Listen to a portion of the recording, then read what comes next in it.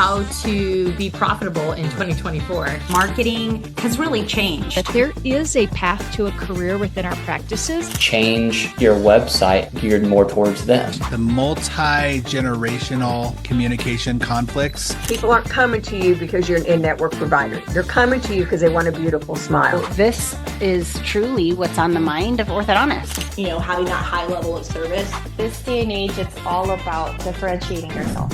So happy to be here. Hey, Dr. McClure, thanks for joining us. Hi, thanks for having me. Yeah, of course. Well, I am so excited to hear what you have to say about these questions. And if you don't mind, we're just going to get right into it. Let's go for it. All right. So in your opinion, what is on the mind of every orthodontist that they don't have a solution for? Let's see. So I feel like a major thing that we have going on in the orthodontic world is maybe like selling ourselves a little bit short. So if you look, historically how prices have changed, let's just say in the last 20 years, housing, groceries, cars, you see that inflation and you see how the prices have changed. Well, you look back to when I got my orthodontics 20 years ago and my parents paid $4,500 for my orthodontics. And now here we are 20 years later and we're not too far off from that number. I think the fact that we haven't kept up with inflation maybe the way that we should have is selling ourselves short. And along the same lines, we often have free consultations and free diagnostic records, x-rays, photos, scans, impressions. I can't go to any medical or health professional and get any of that for free. I had a telehealth appointment recently for myself, and the cost to me was $800, and that is with insurance. So it's pretty astronomical what you see in other fields. And then we're just like, hey, free consultation, free this. Like, oh yeah, I'm not going to charge you a little extra for this retainer or this appliance. So that's something that I struggle with often, and seeing kind of where we're at versus where we were 20 years ago, price-wise. Yeah, I think those are very insightful and certainly things that we're going to have to address in the near future, I think. And so I'm totally with you. I think those are great points. How can a practice lean into some of these obstacles, specifically these two obstacles that you've mentioned, as part of finding the solution? Yeah, well, I would love to just put out a public service announcement and say, hey, let's stop doing this. Like, let's really, show what our worth is. But, that's something that everyone's going to have to get on board with. But so personally bringing it back down to like a micro level, what can I do? I can try to, make the most of my money and my treatment and those types of things so that there is more profitability. I think it's really easy for us to get caught up in this like clear aligner game, which I do use clear aligners and I think they're awesome, but there's a huge cost that comes with them. And sometimes just sticking with the, brackets and wires can help us in these moments when, we're maybe a little struggling as far as, money-wise goes. And I think also just kind of like putting our focus on what we're here for and who our biggest demographic is. I think that's a big thing because, again, kind of like, and I don't mean to bash clear aligners, but it's just something that, it costs a lot of money and you're like, okay, let me just get as many adults in as I can in order to, get more patients through the door. But really our bread and butter is kids. And so maybe focusing more on that and, reducing our costs and our overhead by,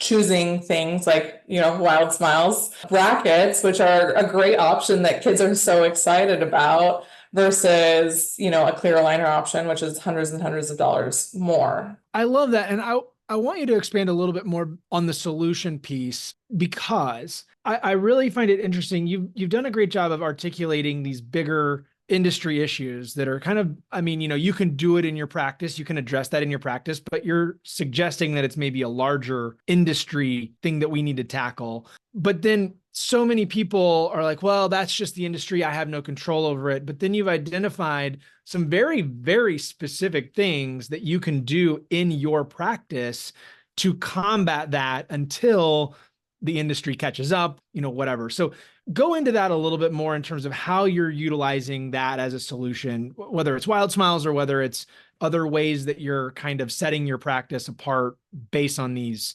obstacles that you've named. So I think that just going back to, focusing on our main demographic and sticking with the bread and butter, brackets and wires and just kids in general, like that is who we should be focusing on. And I think, like I said, people are quick to try to bring in, adults into their practices to be able to increase the amount of aligners they're doing. But at the end of the day, it's kind of all about like the families and, the siblings, and then the kids are talking to one another. Oh, I got my braces here. And I think that's just kind of what we need to focus on, because the numbers show that, most of our demographic, most of who our target audience is, I guess, is the kids. So I think just focusing more on that. I love it. And I think too, I would say, if I might add, if I understand what you're saying, is you don't need to convince families that their kids need braces for the most part. Articulate that well enough. But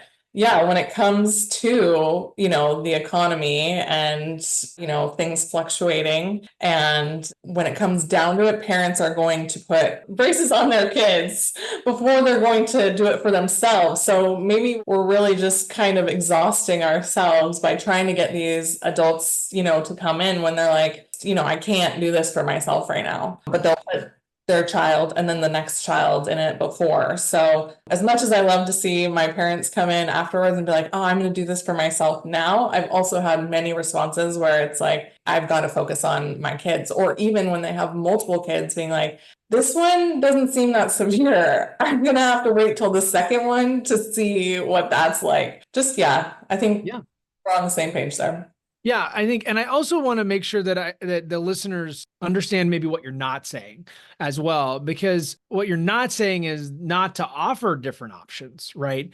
No. Have the options, because you're just suggesting that there's some, let's call it low-hanging fruit and so if you're not really focusing on that demographic and you're focusing on the adults instead of kids, then that's where you can get into danger. Absolutely. And I also just, based on my own marketing that I've done, I've seen a lot better outcomes when I market towards the schools or the softball teams or things like that, versus when I've had an adult limited treatment offer. I get less on that than I do on, focusing more in the, middle school range. I love that. I think that's a very good takeaway right there. Yeah, absolutely. All right. Well, so thank you for providing some awesome insight into these first couple of questions. I want our listeners to get a chance to know who you are. So tell us, Dr. McClure, who you are, where you're from, that kind of stuff. Absolutely. I grew up in Southern California in the suburbs of Los Angeles, and I've basically been here my whole life. I went to UCLA and USC for my education, so that took me a little bit more into the city. But when it came to opening my own practice, I wanted to get back kind of towards the suburbs. So I opened my own practice in Arcadia, California, which is really close to Pasadena. That's maybe a bigger landmark.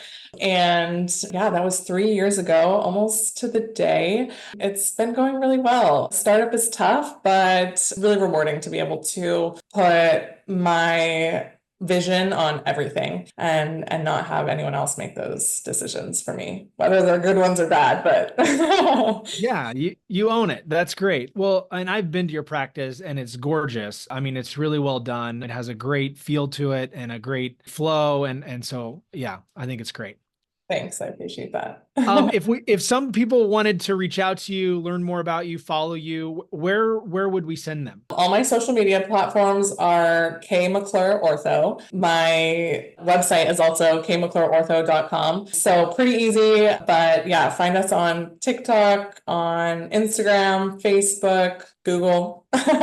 There we go. All right, great. So McClure Ortho. Gotcha.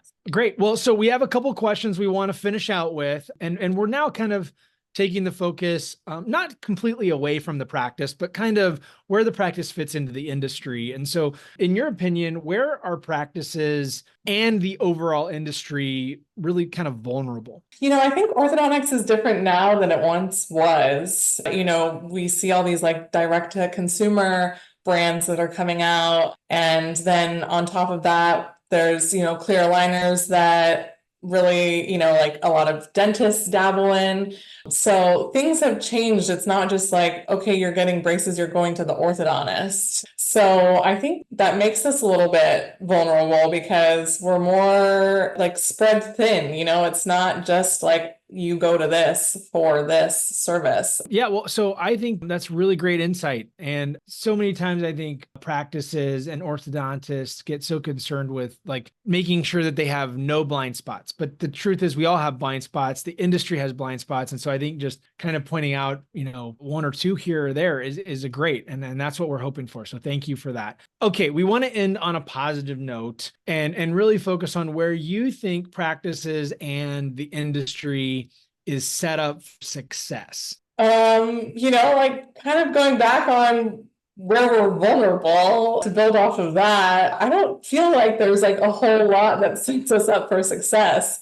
There's a lot of things that are working against us. So personally, I think that what sets me up for success is just showing up every day and hustling and trying to show my patients that there's value in, whether it's me or another orthodontist, seeing an orthodontist and dispelling rumors or, just educating. But I don't think that there's a whole lot nowadays that really sets us up for like a large amount of success. There's a lot of things that are working against us. And it's just a matter of, like I said, showing up every day and doing our best and hoping that, patients choose right. I want to focus on the word hustle. I heard the word hustle in there. And I think, I think that's great because there's a quote in my kids' school's gym that says, hustle beats talent every day when talent doesn't hustle. Okay. All right. Yeah. So talk about the hustle element and just what does that look like for you day to day? I come to work every day, but work does not end when the day ends. I take work home every single day. It follows me on the weekends.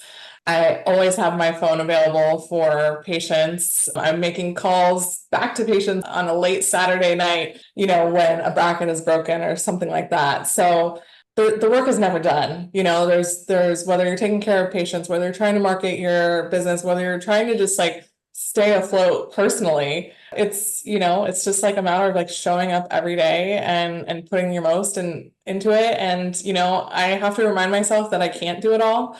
And I have to prioritize and, figure out what's, most important. But I at least tick off those top priorities every day. And I just show up and I do what I need to do for myself and for my patients. I love that because it definitely shows that you're putting your patients first. Absolutely. And I think that's, I think that's the heart of every healthcare service provider. There's some element of, I really care about the patients that come in the door. And so I think that's great that you highlight on that. And then that's not easy. It takes work and dedication. So yeah, absolutely. And I mean, I would have to say, not to toot my own horn, but it's the most rewarding when I have patients say like, thank you for listening to me. I've had so many other, practitioners tell me this and that, and I feel like you really addressed my concern. So, that's why I show up. Yeah, I love it. Well, thank you for sharing that. Okay, so as we wrap this up, I've got two more questions. One is just going to kind of, hey, can you wrap it up for us? The other one's a little fun, kind of a fun thing that we're asking everybody on the podcast. So before we get to that, people listening to this, we want these to be quick, easy, 15-minute listens with really great practical application. So as we wrap out here, what are the kind of 1 to 3 next steps that you would suggest a practice, a startup, a practitioner that's listening to this, a team member that's listening to this? What do they take out of this? I just try to think of my own experience in a startup and trying to create a practice and an environment that represents me and also best, services my patients. And I think some of the most important things, especially in this day and age, is staying up with the technology, staying up with the latest and greatest, but also being able to decipher, what is a fad versus what is something that is, really valuable for the future. So technology, I think, is a huge thing. And then also just finding team members that represent you and having a support system, whether it's your team members and, also everyone outside of the office. But that's just kind of like my little tidbits. And those are the things that I think help me, help my patients, help a practice flow, and overall just create a great environment for a startup. I love that. And, I think we're going to have you back because there's a couple, I want to go in and dig deeper on some of those things, but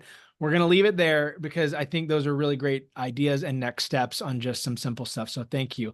All right. So the final question here, I know you and I have talked a lot, and so you probably know this about me, but I love the idea of story and using story to not only tell your story, but to also insert yourself into the story of others and really have empathy for where they're at. And you're really great at that in your practice, and all practices should be doing this. But every story has two elements that make it really great. There are multiple elements, but there are two that make it really great. A really good villain. Okay. And a really good hero. Okay. So in light of that, who or what is your favorite villain and who or what is your favorite hero? Oh, does it have to be a fictional character?